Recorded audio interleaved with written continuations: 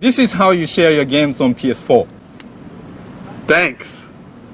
PlayStation. Because when Phil and his team are putting amazing content on more platforms, who's the victim? So old news, Microsoft is going multi-platform essentially. I believe there's still going to be future Xbox consoles for you to choose from, but ultimately, what's the point? Because you're going to have Xbox previously exclusive games now on as many platforms as possible. This is an all-new tactic from Microsoft in order to get as much money out of each game made as humanly possible. And it's causing a lot of people to weigh in on their thoughts about it. The recent opinion that we just saw was from Adam Boyd, who was a previous Sony PlayStation vice president. He's actually famous for having a clip of Sony showing how you share your games on the PlayStation 4. Now, this is very, very ironic because what he's about to say here in this clip is that there are no victims if Microsoft chooses to go multi-platform. And I'm here to tell you that that's definitely not true. And again, I'm going to play what this very, very prestigious person in the industry is telling you as to why it's nothing but a good thing that Microsoft is going to no longer hold on to exclusivity with its games anymore. I've been asking a lot of people, like, who's the victim? And there aren't any, except for people that are just like, well, I want it only where I bought it, and that's what I expect. So I think that's interesting. So I applaud them for being agile enough in a sort of changing and transition market to expand. But I agree with you that, like, the value proposition of that physical unit, that, by the way, they weren't making a lot of money on anyway. No one makes a ton of money on the margin of those hard boxes. They make a lot of margin on selling content. So them leaning on that, I don't think it means it's the end of a physical entertainment unit in anyone's living room. And now that he's basically shared his opinion there, as just a consumer, I feel like there is a complete lack of identifying where the issue is.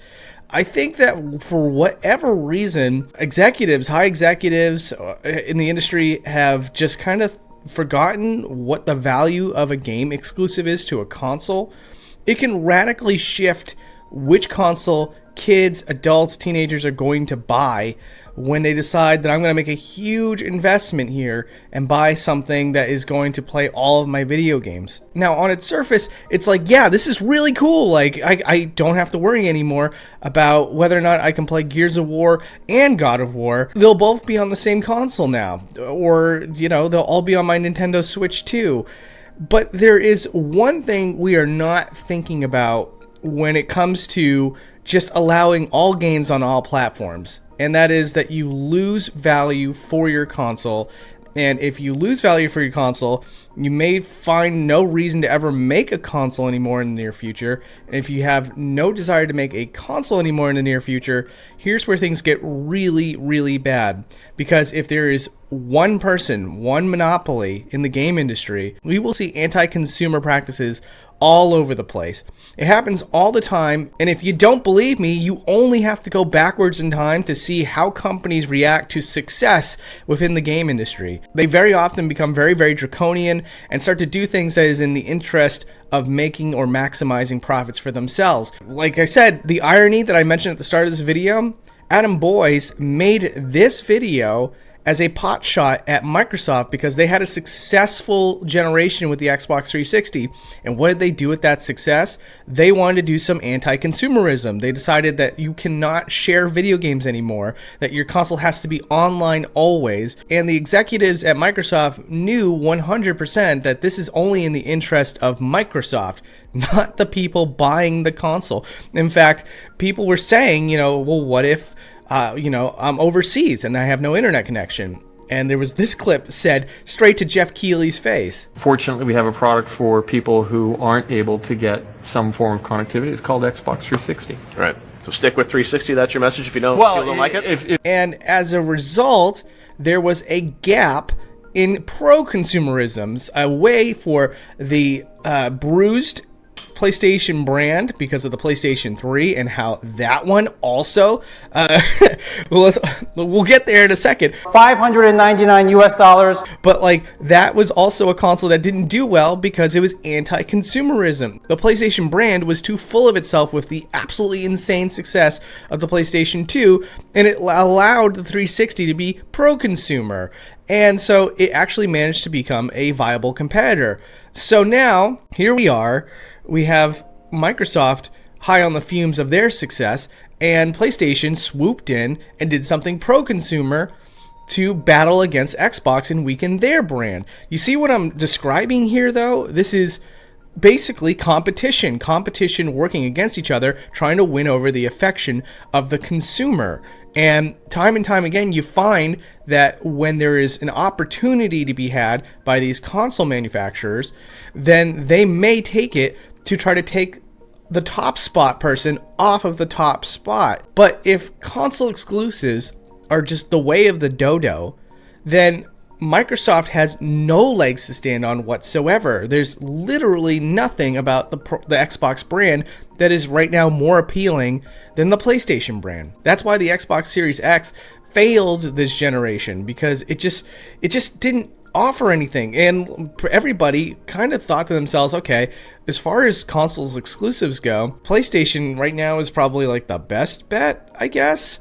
And so like that's basically what happened. Was it just Microsoft offered like pretty much nothing. They had Game Pass, which was just something that they were experimenting with, mild success, but the console's not successful, so the install base of Game Pass is not as great as it could be. And when you're putting all your focus onto that instead of making games, then you got a problem. So like I said, already we're starting to see some anti-consumerism for this next generation. This PlayStation 5 Pro doesn't even come with a disc tray. So that's a huge problem. That is basically Sony positioning themselves to say, like, we're going to make it the norm. We're going to ease the consumers into having no choice but to do a digital-only console. I guarantee you, with the PlayStation 6, there's a strong possibility that PlayStation won't even offer a disc tray that will be bought separately.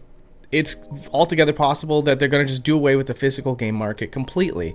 And of course, if you're not keeping up, if you basically establish like, okay, we are a digital only marketplace, that means that you are stuck with no resale, no rentals, and they also have a much better grip on curating sales if they would like to, because there's no competition in the used game sales market.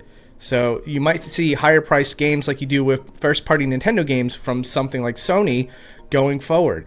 It's a very concerning time to be a video gamer. If Microsoft keeps making bad decisions and fails and drops out of the console making market, that gives Sony free rein to do all the things that Microsoft was trying to do in the first place. Like, for example, an inability to share games because there will be no physical games. Or in the case of PlayStation 3 being way too expensive and having a absolutely ridiculous development infrastructure. Again, it was because of that Microsoft was able to come in and say, hey, we have a system in place that is way easier to develop for, it's cheaper to play. We're here to entice you. We want to take away from Sony. And so you basically had the Xbox 360 as an amazing console back in the day. So my point here is that with game exclusives, that's the filling in the pie, man. That's the thing that will absolutely get people to come over, even if your console kind of sucks. So, back in the 360 days, you had Gears of War, which was like, it got its start on that platform, and it was an amazing franchise. You had Halo 3. There was a lot of decent games that were exclusive to the Xbox 360 brand, and it's what convinced me to buy a 360 over a PlayStation 3 at the time. If you don't make your games exclusive, you lose the value of your console. If a majority thinks the same way I do, and we have PlayStation being the hub for all gamers to play all their games, you're going to see some very terrible practices that you have never had to deal with in previous console generations. Even with competition, these companies are doing everything they can to get as much money out of you as humanly possible and take away any rights you previously had in any previous generation. They want all the power.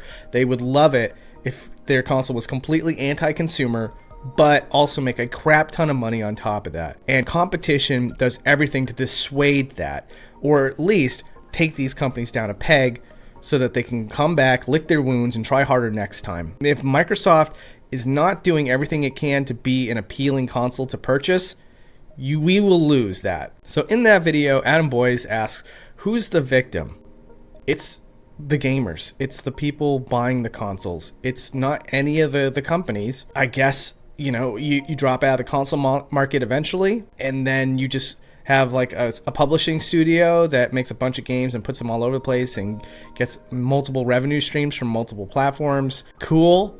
You know, you're maximizing your profits because you're not willing to race anymore, but it comes at the cost of the consumer. It's not just about fanboyism. It's literally like, even if you don't like Microsoft, I do prefer Sony and Nintendo over Microsoft. If they don't exist, there will be problems. The gaming industry will likely face a monopoly, and we're gonna be the ones paying for it. So there you go, Adam. Again, I'm not in the inside curtain of the industry, but even I can tell that this is what's gonna happen. I don't understand how like a former executive can't piece this together, because again, in this interview, he's like, I don't see the logic in having a problem with this. He seems to think that the only issue people have is that like, oh, I bought an Xbox, therefore I'm an Xbox fanboy, and I want it to be there because I'm an Xbox fanboy. And there aren't any, except for people that are just like, well, I want it only where I bought it, and that's what I expect. So no, I think if you like really stop and think about how this affects the future, you can see like this is not good. I don't know. Am I crazy, guys? I don't want to just tell you that this is what it is, but I just feel like this is like very basic logic. Like, again, if you just grew up over the console generations, you can see the hubris of these game companies over the years and how it affects us with competition. So am I wrong? Am I being like just a worrywart or something? Let me know. You know, humble me if you need to. But this is what my biggest concern is about Microsoft going multi-plat. It's like, you need to have your console be valuable. And this idea, this rhetoric that like, oh, if game exclusives could save a console, then, you know, we'd be fine. It's like, well, no, because you had no exclusives this generation. And then last generation, you didn't have any really compelling exclusives for someone like me either. You need to be putting stuff out like a new Banjo-Kazooie game. You need to have like your thumb in multiple pies. You can't just be the Forza guys. You can't just be the sports guys. You have to have like a variety of different game genres and franchises that are well fed across your console generation, so that you can get all different kinds of gamers. Even if I'm not like as big as like the crowd that plays Call of Duty or Madden, I'm still part of a group of gamers that adds consumers to your console that will buy games on your console. You have to keep that in mind, and that's definitely the big fail that both Sony and Microsoft have kind of accomplished these last two generations. I think like maybe like PS4 had some decent exclusives, so that was like the last good console generation for Sony. But PlayStation 5 was just like, I don't know if it was just COVID or something, but it's funny because like they say like they put all this investment into game companies and stuff, but I feel like they were just making stuff that was just not appealing to gamers like me. I'm not saying that like you have to accommodate just me. I understand that there are many different types of gamers, but I feel like they were kind of consolidating to one type of gamer. I don't know. All right. Well, anyways, those are my thoughts. Those are my concerns, and I appreciate you listening to them. All right. Well, take care. A brief presentation.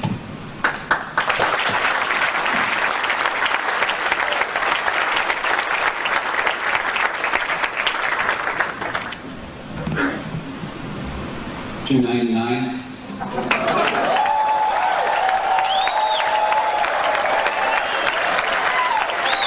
60 gigabyte PlayStation 3 for $599 US.